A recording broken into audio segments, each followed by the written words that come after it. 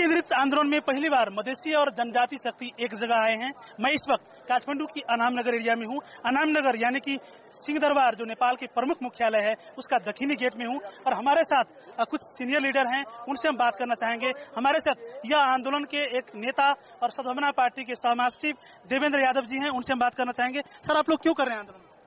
ये आंदोलन मधेसी और जनजाति का अधिकार प्राप्ति के लिए है और इस संविधान में जो विभेद किया गया है यहाँ के मेजर सिटीजन्स के साथ, और इस संविधान को जो मानने के लिए तैयार नहीं है और संविधान में जो विभेदकारी आर्टिकल्स है उसके अगेंस्ट में है। बार बार आंदोलन करके जनजाति मधेसी सब इकट्ठा होकर आंदोलन कर रहे हैं। जो नेपाल के इतिहास में ये पहली बार देखा जा रहा है कि सारी नेपाल के जो डिप्राइव्ड कम्युनिटी है वो एक साथ खड़ा होकर आंदोलन कर रही है और वो चाह रहे हैं कि संविधान में जो विभेदकारी आर्टिकल्स है उसको अमेंड किया जाए।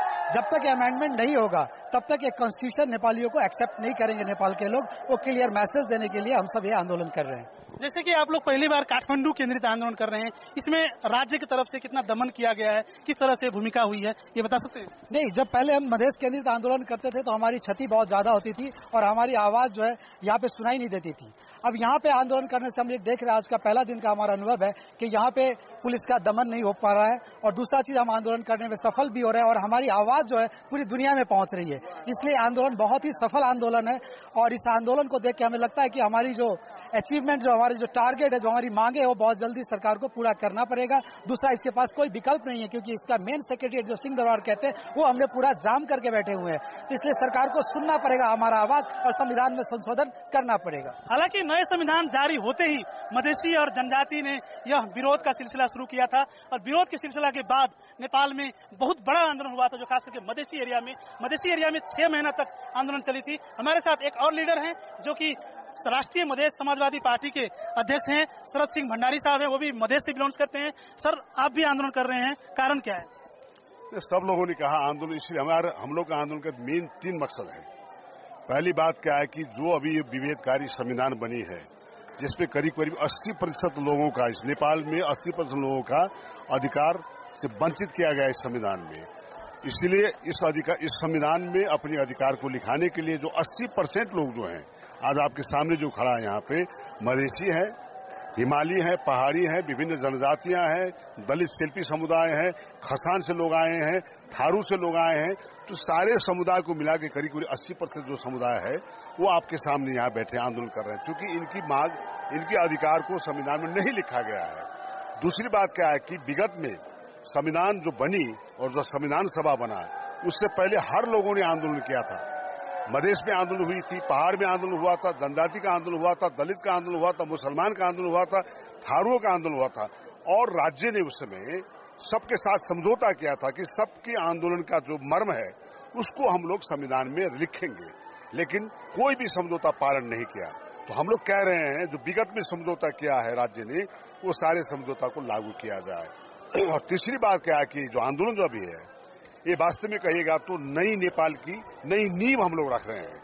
आज आपने देखा है, मैंने जो कहा, करीब 80% लोग जो मधेश से पहाड़। सरकार तो दावी करते हैं कि हम मेजोरिटी से संविधान बनाए हैं, सारे मेजोरिटी सांसद द्वारा हम लोगों ने संविधान को पारित किया है, इसमें आप कैसे काट सकते हैं? हमने काटने वाली बात नहीं किया। हमने क्या कहा कि टेक्निकल हिसाब से, अगर टेक्निकल हिसाब से संविधान बनाने वाली बात होती है तो संविधान जो एक बार कोई कानून नहीं है जो बार बार आप बनावे, और इस संविधान बनाने के पीछे का जो मंशा जो है, इतनी बड़ी शहादत लोगों ने दिया, संपूर्ण लोगों ने जो शहादत दिया, आज अगर सबका संविधान बना रहता, जो दावी कर रहा है कि वो सबका संविधान है, तो लोग ऐसे सड़क में क्यों आते? अगर सबका संविधान बना रहता तो फिर किसी को आवाज उठाने की बात नहीं होती। मैं सैकड़ों वर्ष से लोग संविधान सभा से संविधान चाहते थे।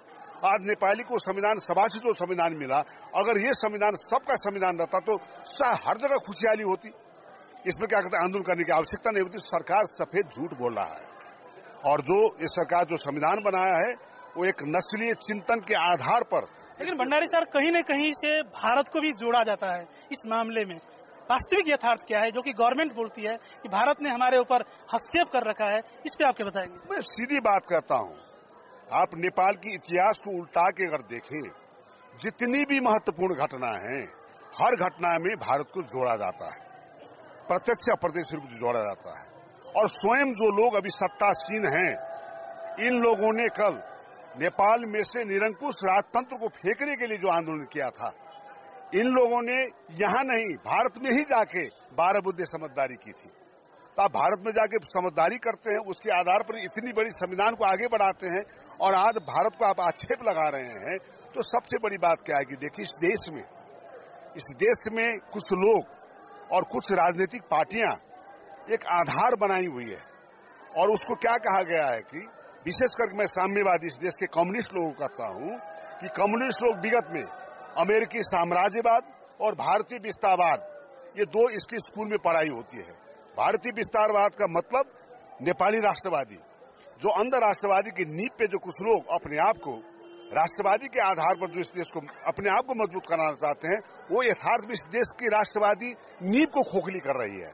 और हम लोग आज यथार्थ में इस देश के राष्ट्रीयता को, राष्ट्रीय एकीकरण को और राष्ट्रवादिता को मजबूत करने की कोशिश कर रहे हैं। तो भले ही सरकार राष्ट्रवादी का दावा कर रहा हो या राष्ट्रवादी बात की दावा कर रहे हो, लेकिन नेपाल में भारत और चाइना के कार्ड पे ज्यादा राजनीति होती है, ये भी सच है। इससे पहले मधेश में बहुत बड़ा आंदोलन हुआ था, 6 महीना तक आंदोलन हुआ था, 50 लोगों से ज्यादा के लोग की मौत हो गई थी और देश की आर्थिक स्थिति जर्जर हो गई थी। कैमरा पर्सन विकास कुमार के रात, Virendra KM, APP news, Kathmandu.